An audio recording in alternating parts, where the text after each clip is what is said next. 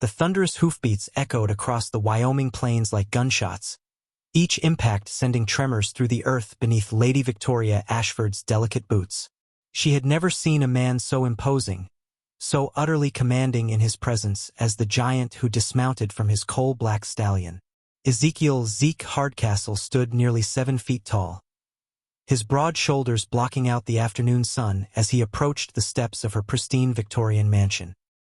His weathered hands, large enough to crush a man's skull, moved with surprising gentleness as he removed his hat, revealing steel-gray eyes that seemed to pierce straight through to her soul. Victoria's breath caught in her throat, her fingers unconsciously gripping the ivory handle of her parasol, as she realized this encounter would change everything she thought she knew about strength, about power, and about the dangerous secrets buried beneath the civilized veneer of Tombstone Creek. The year was 1873, and the Arizona Territory was still a lawless frontier where men settled disputes with lead and steel rather than words. Victoria had arrived from Boston 3 months earlier, inheriting her late uncle's cattle empire after his mysterious death in what the local sheriff had dismissed as a simple robbery gone wrong. But Victoria Ashford was no delicate flower wilting under the desert sun. Behind her porcelain complexion and refined manners lay a mind sharp as a cavalry saber and a will forged in the drawing rooms of New England high society, where she had learned that the deadliest battles were often fought with smiles and silk gloves rather than guns and fists. Zeke Hardcastle's reputation preceded him like the dust cloud that followed his massive Clydesdale across the desert. They called him the Iron Mountain, a man who could break broncos with his bare hands and had once killed 3 claim jumpers with nothing but a branding iron. His ranch, the Double Z, sprawled across 50,000 acres of prime grazing land that bordered Victoria's newly inherited property. What the gossips in town didn't know was that Ezekiel Hardcastle harbored secrets darker than the shadow he cast across the dusty main street of Tombstone Creek. Secrets that connected him to Victoria's uncle's death in ways that would make even the most hardened gunslinger's blood run cold. As Victoria descended the steps of her mansion, her emerald silk dress rustling against the wooden planks, she couldn't help but notice how Zeke's presence seemed to diminish everything around him. The sprawling ranch house, built to impress visiting cattle buyers from back east, suddenly felt as insignificant as a child's dollhouse. The hired hands who had been going about their evening chores stopped their work to stare, not at the refined lady in her expensive finery, but at the mountain of a man who stood before her like some ancient god carved from living stone. Even Thunder, her prize Arabian stallion, normally spirited and proud, had fallen silent in his corral, ears pricked forward in what could only be described as respectful attention. Their first conversation was a careful dance of words and weighted silences, each phrase carrying multiple meanings, each glance a test of the other's resolve. Zeke's voice, when he finally spoke, was like distant thunder rolling across the plains, deep and resonant with an undertone of barely controlled power. He had come, he explained in his measured drawl, to discuss water rights, a matter of crucial importance given the drought that had plagued the territory for 2 consecutive seasons.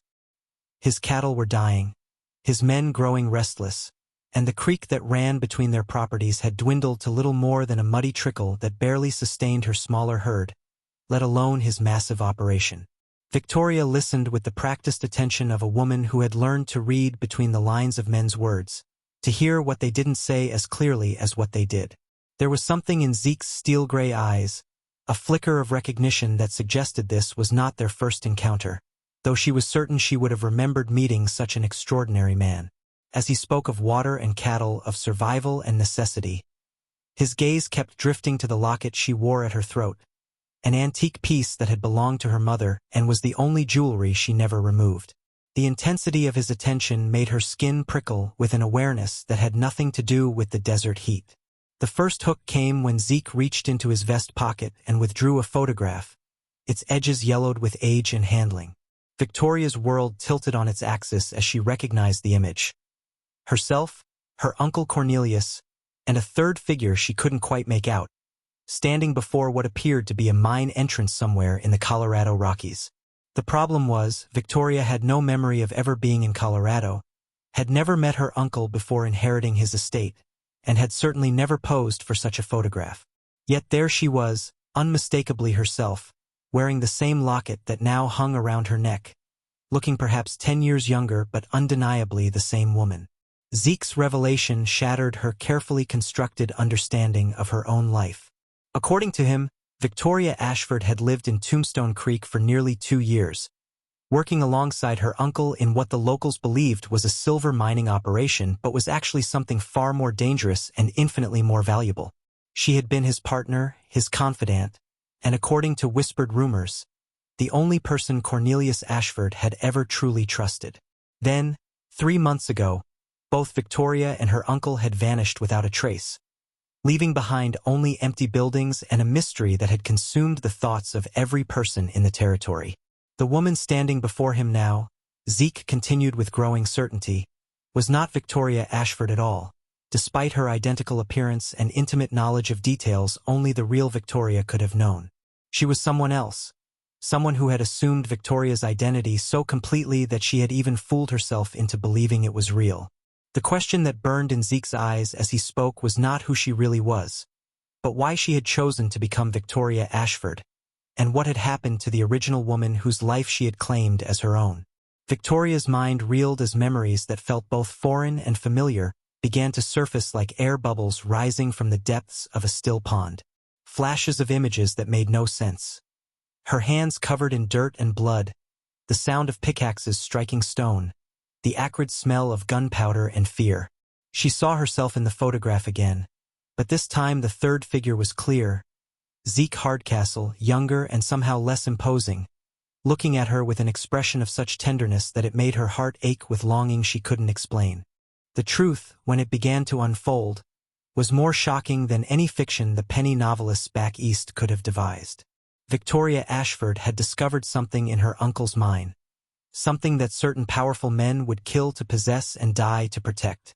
She had been running, not from the law or from creditors, but from forces so dangerous that she had chosen to erase her own memories rather than risk revealing their secrets under torture.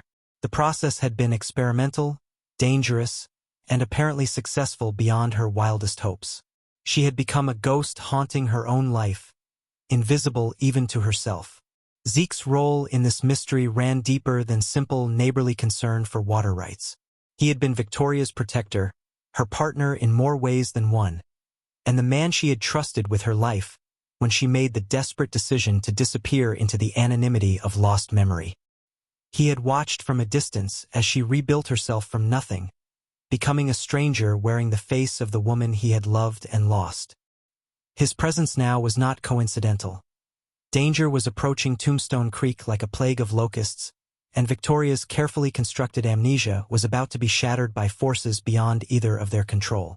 The second hook arrived in the form of riders approaching from the east, their dust cloud visible for miles across the flat desert terrain. Victoria counted 12 men, all heavily armed and riding with the purposeful determination of a military unit rather than the casual gait of drifters or cattle buyers. Zeke's hand moved instinctively to the Colt Peacemaker holstered at his hip, his massive frame tensing like a coiled spring as he recognized something about the approaching group that sent alarm bells clanging through his consciousness. These were not random travelers seeking shelter for the night. They were hunters, and Victoria was their prey. As the riders drew closer, Victoria began to remember fragments of her forgotten life with startling clarity. The leader of the group was Colonel Marcus Thorne, a man she had once trusted completely and who had betrayed that trust in the most devastating way possible. Thorne represented interests in Washington, D.C. that existed in the shadows between legitimate government and outright criminality. Men who had sent him west to secure what Victoria and her uncle had discovered in their Colorado mine. What they had found was not silver or gold, but something far more valuable in the coming age of industry and expansion. Vast deposits of a rare mineral that could revolutionize both warfare and transportation. The mineral, which local miners had dismissed as worthless black rock, was actually a concentrated form of what scientists would later call uranium. Neither Victoria nor her uncle had understood its true significance, but they had recognized its value to the right buyers and had begun negotiations with railroad barons and steel magnates who saw opportunity in the strange, heavy or that seemed to generate its own heat. Colonel Thorne had been sent to acquire their claim by any means necessary, and when negotiation failed, he had resorted to methods that had driven Victoria to desperate measures. Her uncle's death had not been a random robbery but a targeted assassination, carried out with surgical precision to look like the work of common thieves. Victoria had barely escaped the same fate, fleeing into the night with nothing but the clothes on her back and a terrible secret that could topple governments and reshape the balance of power across the continent. Her decision to erase her own memories had been born from the knowledge that she could not resist trained interrogators indefinitely, that eventually, she would break and reveal everything she knew about the mineral deposits and the men who sought to control them. Zeke's revelation about his own past added another layer to the complex web of deception and survival that had brought them to this moment. He was not simply a rancher who had grown fond of his mysterious neighbor. He was a former cavalry officer who had served under Colonel Thorne during the Indian Wars, before discovering his commanding officer's true nature and deserting rather than participate in atrocities that haunted his dreams. He had come to Tombstone Creek specifically to find Victoria, following clues and rumors that had led him across half the continent, driven by guilt over his failure to protect her when she needed him most. Their reunion, such as it was between a woman who didn't remember loving him and a man who had never stopped loving her, was cut short by the arrival of Thorne's men. The colonel himself rode at the head of his small army, his uniform immaculate despite the long journey, his cold blue eyes scanning the ranch buildings with the analytical precision of a man planning a siege. He had aged in the years since Victoria had last seen him, his hair gone completely gray and his face marked by the kind of lines that came from making difficult decisions without concern for their moral consequences. Victoria's memories continued to flood back as Thorne dismounted and approached the mansion with the confident stride of a man accustomed to getting his way through force or intimidation. She remembered now why she had trusted him, why his betrayal had cut so deep. He had been her uncle's partner in the early stages of their mining operation, providing military expertise and government connections in exchange for a share of whatever profits their venture might generate. He had seemed honorable then, a career soldier serving his country's interests with unwavering dedication. The transformation had been gradual, so subtle that Victoria hadn't recognized it until too late. Small requests for information became demands, reasonable suggestions became ultimatums, and eventually, the man she had respected revealed himself to be something far more dangerous than any outlaw or claim jumper.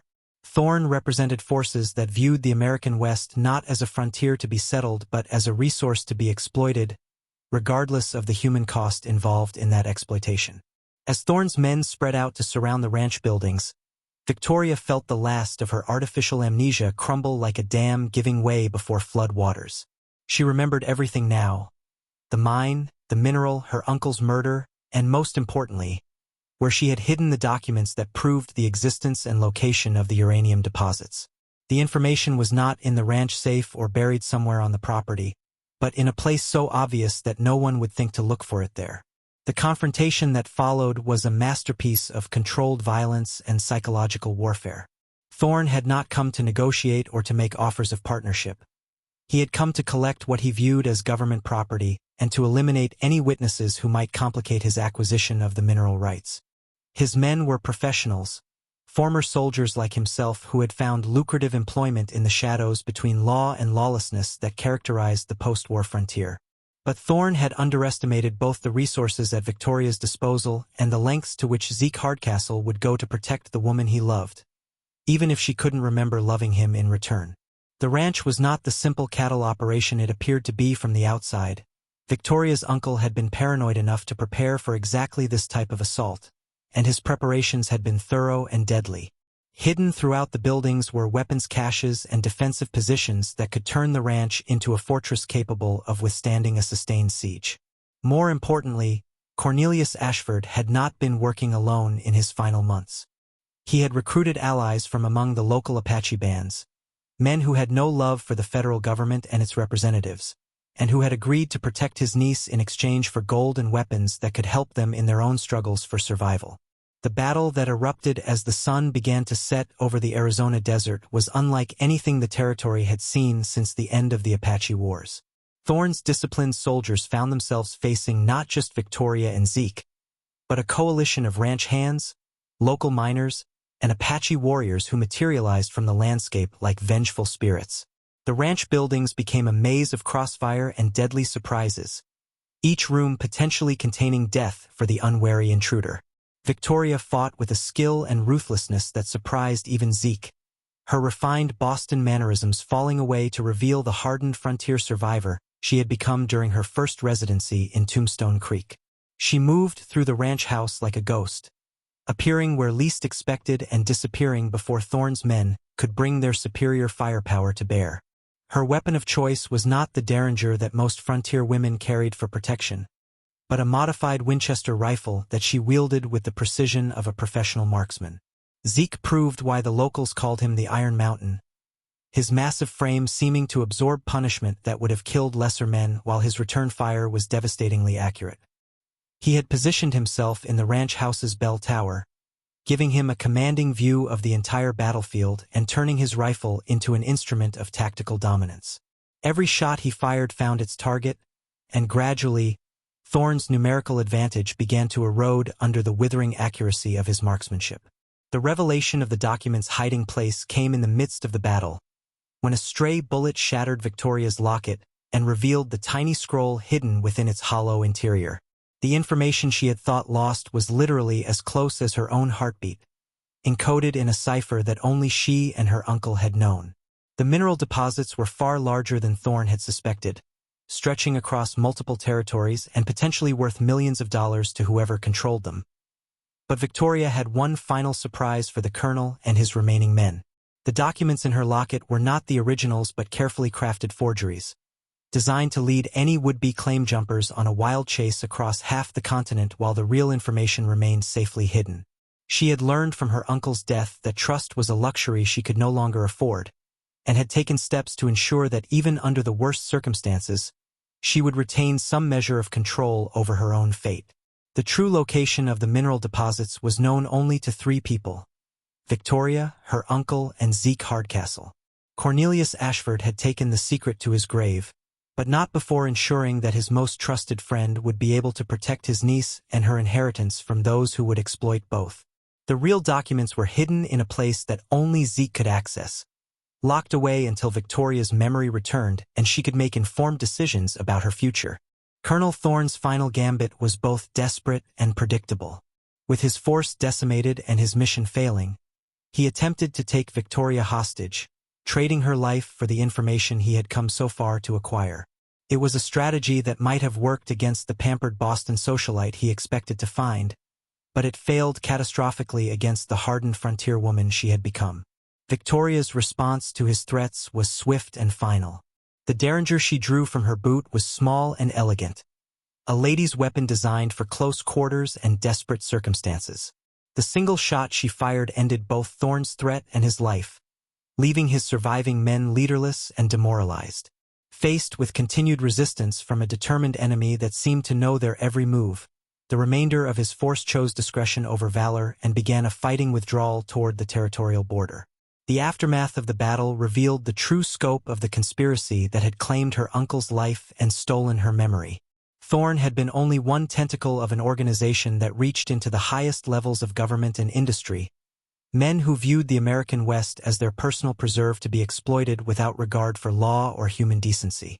Victoria's mineral discovery threatened to upset carefully laid plans for regional development that had been years in the making. But with Thorne's death and the destruction of his files, the immediate threat was ended. Victoria found herself in possession of information that could make her one of the wealthiest women in America, but also one of the most hunted. The choice she faced was simple in its complexity: embrace the wealth and power that came with her discovery, or disappear once again into the anonymity that had protected her for so long. Zeke's declaration of love came as they stood among the ruins of the battle, her memory fully restored and his devotion finally revealed.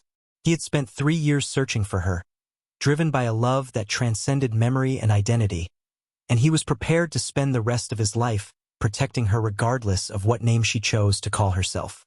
His proposal was as straightforward as everything else about him. He wanted her as his partner in all things, whether that meant building a cattle empire or fighting off government agents who coveted her mineral rights.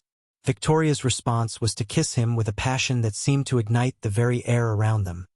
Her answer given without words but with an intensity that left no doubt about her feelings. She had chosen love over wealth, partnership over solitude, and a future that, while uncertain, would be faced with the strongest man she had ever known standing beside her. Their wedding took place 3 months later in the small church in Tombstone Creek, with half the territory in attendance to witness the union of the refined lady and the giant rancher. Victoria wore her mother's dress, altered to fit her more practical lifestyle, while Zeke stood at the altar in a suit that barely contained his massive frame. The preacher who performed the ceremony had served as both minister and undertaker during the recent troubles, giving his words a weight that came from intimate familiarity with the fragility of life on the frontier. The documents containing the true location of the mineral deposits were eventually sold to a consortium of railroad barons who paid handsomely for the information and agreed to keep the source confidential. Victoria and Zeke used the proceeds to expand their ranch operations, purchasing additional land and building a cattle empire that would survive for generations. They never spoke publicly about the events that brought them together, allowing the legend to grow in the retelling until truth and fiction became indistinguishable. Years later, when visitors came to the Double Z Ranch, they would see a woman of quiet strength working alongside a man whose reputation for fairness and integrity had spread throughout the territories. They might hear whispers about the troubles that had once plagued the area, about government agents and mysterious mineral discoveries that had disappeared as completely as morning mist before the desert sun. But what they would remember most was the way Victoria and Zeke looked at each other, with a love that had survived betrayal and amnesia and emerged stronger for the testing.